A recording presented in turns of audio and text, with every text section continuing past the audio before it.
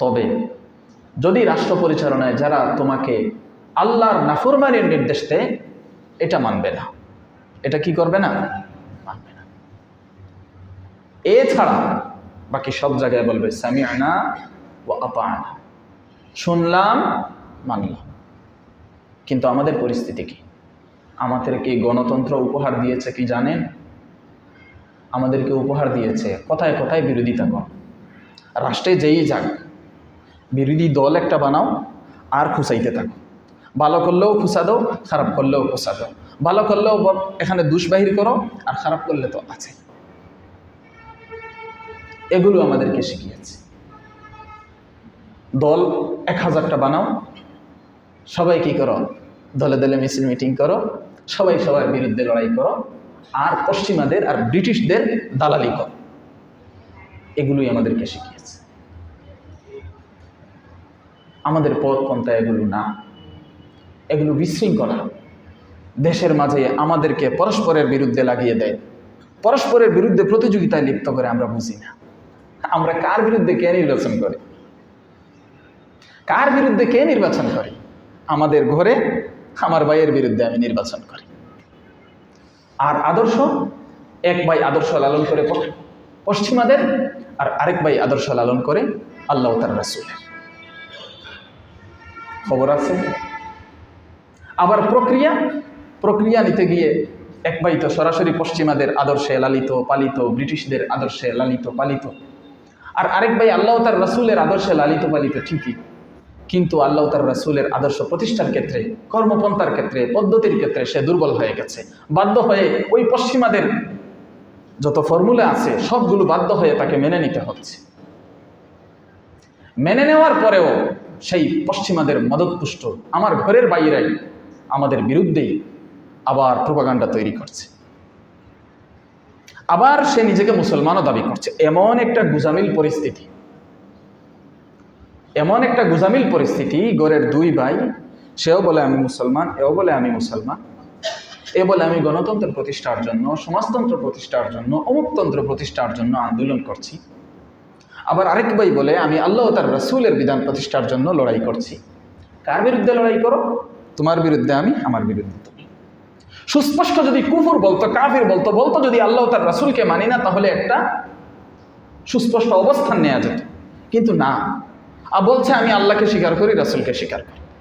এটা বলে প্রতিটা বিধানের ক্ষেত্রে বলতেছে, কাজের মাধ্যমে প্রমাণ করে দিচ্ছে আল্লাহও মানি না, রাসূলও মানি না। আমার কথাগুলো কি আপনারা বুঝেন? দেশে কি এগুলোই চলছে না? গত 50 বছর ধরে কি এগুলোই চলছে না? এর আগে কি এগুলো চলে নাই? এক কথায় ভারতবর্ষে যারা পড়াশোনা জানেন, বুঝেন, পড়েছেন ইতিহাস, ভারতবর্ষে মুসলমানদের যে রাজত্ব সেটা বিলুপ্ত হওয়ার পর থেকে এই 400 বছর ধরে গোলামির জিঞ্জিরে আমরা আবদ্ধ।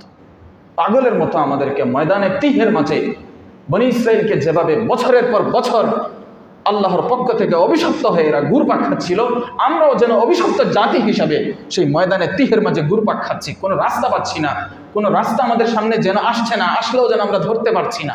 এভাবে চক্কর দিতে আসি। দিন শেষে আমরা লড়াই করি। কিসের নেতা, কিসের নেতৃত্ব, কিসের ক্ষমতা, কিসের রাষ্ট্রতন্ত্র, কোনো কিছুর ঠিক ঠিকানা নাই। আজকে দেখলাম একজন বলতেছে,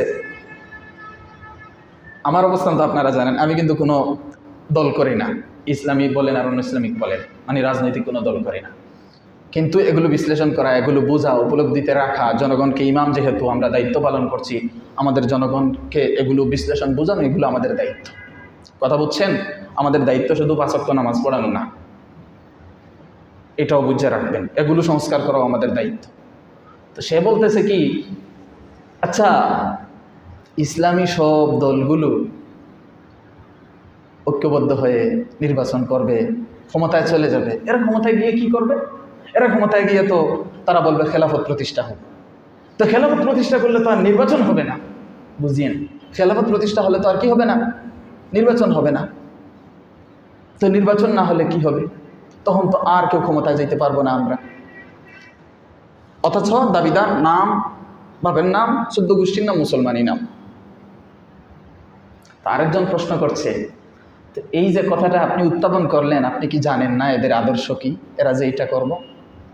কয় জানি তো, কিন্তু আমার দলের লোকগুলারা তো আমি বুঝাইতে পারি না যে এই ইসলামী দলগুলো যদি ঐক্যবদ্ধ হয় আর যদি ক্ষমতায় চলে যায়, এরা তো গিয়ে সব বন্ধ করে দিব, এরা তো খেলাফত প্রতিষ্ঠা করে।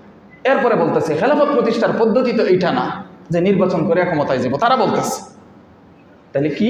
খেলাফত প্রতিষ্ঠার পদ্ধতি হইল বিপ্লব করে প্রতিষ্ঠা করা, আমার বিরুদ্ধে লড়াই করে যদি সে বিজয় অর্জন করতে পারে, সে বিজয় অর্জন করে দখল করবে রাষ্ট্র, খেলাফত প্রতিষ্ঠা করবে, আর আমি পারলে আমি দেশে থাকবো, না হলে আমার বউ বাচ্চা নিয়ে আমি বিদেশে চলে যাব, সে দেশ ছেড়ে চলে যাবে। এই যে কথাগুলো বলছে, যে বলছে তার বাপ, তার মা, তার 14 গোষ্ঠী খোঁজ নিয়ে দেখেন মুসলমানের ঘরের মুসলমান, নাম কাওয়াস্তে মুসলমানের ঘরের মুসলমান। আপনারা বুঝতে পারতেছেন আমরা কি একটা গুজামিলের মাঝে আছি। অথচ যেই দলের লোক বলতেছে, সেই দলের লোকের প্রধান যারা, তারা আমাদের আলেমদেরকে বলেন যে আমাদের দল তো ইসলামী দল না, ঠিক আছে, আর আপনাদের দল ইসলামী দল, আপনারা যদি ইসলাম প্রতিষ্ঠা করতে পারেন আমাদের কোনো আপত্তি নাই, আমরা আপনাদেরকে বিরোধিতা করব না। আর তার দলের লোকই বলতেছে এটা, মানে সব সময় একটা টেনশনের মাঝে এই শয়তানগুলো থাকে। ভুলে ভালে যদি কখনো কোনো ভালো মানুষ এই দেশের রাষ্ট্রের বাগডোর যদি হাতে নিয়ে নেয়, তাহলে আমাদের যত সামসামি আছে, ব্রিটিশদের গুলামি আছে, এগুলা থেকে বের করার কি করবে? চেষ্টা করবে। এটা তারা মেনে নিতে পারে না, কারণ তাদের আদর্শের যে প্রধান গুরু মিস্টার ইবলিস, এটা কখনো চায় না। আপনারা আমার কথা বুঝেন? এই জিনিসগুলো আপনারা তো এখানে সব শ্রেণীর লোক আছেন, হয়তো কেউ বড় দলের নেতা না, কিন্তু সব শ্রেণীর লোক আছে, আপনারা বোঝার চেষ্টা করবেন। আমি কেন সবসময় বলি এই সমস্ত দলবল করে কোনো লাভ নেই, কারণ এই সমস্ত দলবল সবগুলো ওদের আয়ত্তের ভিতরে, আমরা ওদের আয়ত্তের বাহিরে গিয়ে আমরা কিছুই করতে পারি না। আমাদের পরিচয় একটাই, আমরা মুসলমান। কথা বুঝতে পারছেন? আমার সব কথার মূল কথা হচ্ছে আমরা মুসলমান। ইসলামী দলগুলো ক্ষমতায় যেতে পারবে কিনা সেটা জানি না, আর ক্ষমতায় গেলেই যে ইসলাম প্রতিষ্ঠা করে ফেলবে তাও বুঝি না। কিন্তু কথা হলো, এই দলগুলোর যারা দল করে, ওদের ভিতরে তাওহীদের চেতনা লালন করে, এটা বাংলাদেশের সবাই বুঝে যে এরা চায় আল্লাহ তার রাসূলের বিধান প্রতিষ্ঠা হোক। আচ্ছা, সে যে বলল যে বিপ্লব করুক, বিপ্লব করে তারপর ক্ষমতায় যাক, কার বিরুদ্ধে? কে বিপ্লব করবে? তুই যে এই কথাটা বললি, তোর বিরুদ্ধে, এই তো তোর বিরুদ্ধে বিপ্লব করবে। তুই না মুসলমান দাবি করস?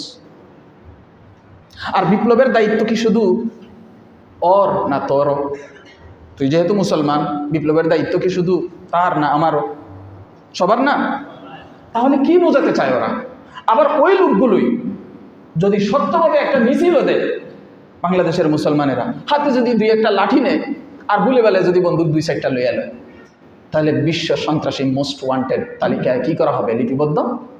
এই তো অবস্থা। এই ধরনের একটা গুজামিল মুনাফিক মার্কা অবস্থায় আমরা অবস্থান করছি। আর আল্লাহ বলছেন মুমিনদের বক্তব্য তো হবে এটাই, যখন আল্লাহ তার রাসূলের দিকে আহ্বান করবে, বলবে শুনলাম মানলাম। কিন্তু ভাই কোনো কিছুতেই আমরা নাই।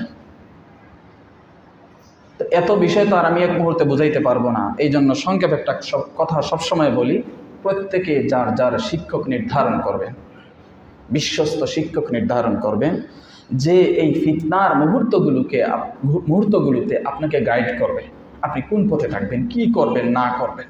বিশ্বস্ত মানুষকে, যাকে ভালো লাগে, এবং সরাসরি বলে আমি ইউটিউবে অমুক হুজুরকে ফলো করি, অমুক স্কলারকে ফলো করি, এগুলো বাদ দেন। না ওই হুজুরে না ওই স্কলারে আপনারে চিনে, আর না আপনি তারে ভালোভাবে চিনেন। উনজুরু আম্মান তাখুযুনা দীনাকুম, যার থেকে আপনি দিন ধর্ম শিখবেন তাকে ভালোভাবে পরখ করবেন, তার বিশ্বস্ততা, আমানতদারি, তার জীবন আপনি ভালোভাবে যাচাই করবেন। আর যাচাই করা তখনই সম্ভব হয় যখন কাছে আপনি আপনার শিক্ষক নির্ধারণ করবেন, আপনার কাছের লোক, আপনার এলাকার লোক, আপনার থানার লোক, আপনার ইউনিয়নের লোক, যার সাথে আপনার দৈনিক না হয় অন্তত সপ্তাহে একবার দেখা সাক্ষাৎ হয়, নাকি? কথা বলেন না? এমন একজনকে আপনি ফলো করেন বছরেও যার সাথে কোনো কি নাই, দেখা নাই। সুযোগ যদি হয় 10-12 বছরে একবার ওয়াজ মাহফিলে ওনাকে এনে 2-4 লাইন ওয়াজ শুনে হাদিয়া তোফা দিয়ে বিদায় দিলাম, এটার নাম কি স্কলার মানা, শিক্ষক মানা? এই কাজ তো চলছেই বছরের পর বছর, যুগের পর যুগ, কিছু তো হয় নাই বাবা। এই জন্য ভাইয়েরা, এত ফিতনা এখন এগুলা থেকে এভাবে মসজিদের মিম্বরে শুধু ওয়াজ করে আপনাদেরকে বাঁচানো সম্ভব না। রাইতে দিনে মুহূর্তে মুহূর্তে তসবির দানার মতো ফিতনা আসছে আমাদের উপর। এজন্য সবাই যার যার শিক্ষক নির্ধারণ করুন, এটাই আমার আহ্বান। ব্যাস, সব পরিস্থিতিতে আপনি আপনার শিক্ষকের সাথে পরামর্শ করবেন, যাকে যার ভালো লাগে। খালি সুবিধাবাদী না, সুবিধা অসুবিধা সবসময়। আল্লাহ আমাদের সবাইকে তৌফিক দান করুন।